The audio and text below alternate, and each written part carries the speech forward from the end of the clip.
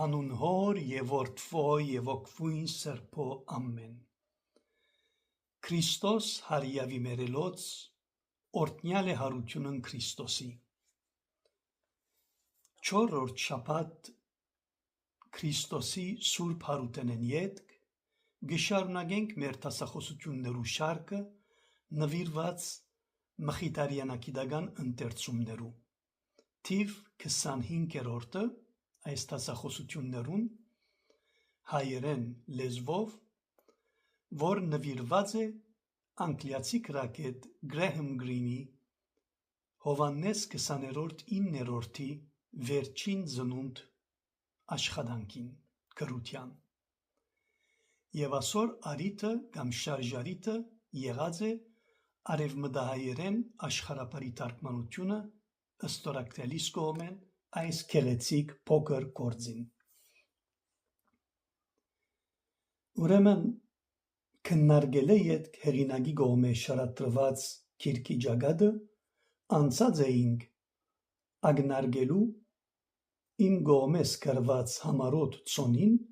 ապա ներածականի մեջ էինք միշտ շարադրված իմ կողմես, որպեսզի ավելի լավ կարենայինք հասկանալ պատմական միջավայրը թե հեղինակի կողմէ գրության շարադրված գրության, թե ալ իմ կողմես թարգմանության գլխավոր առիթին և պատմական ասենք զանազան բարականերուն։ Հասած էինք այն կետին, ուր կակնարկեինք իմ պաշտոնական և վերջնական անդամակցությանս մշտենջանավոր ուխտերու ճամփով մխիթարի ուխտին 1986 թվականին լուսահոգի Հայր Ներսես Տեր Ներսեսյանի թիմակիցին և իր դերակատարության, Հայր Լևոն վարդապետ Զեքիանի և իր խոսքի սպասավորության ներդրումին իմ և իմ աշակերտագիտներուս համար Սուրբ Ղազար մայրավանքեններս, և ապա ակնարկած էինք,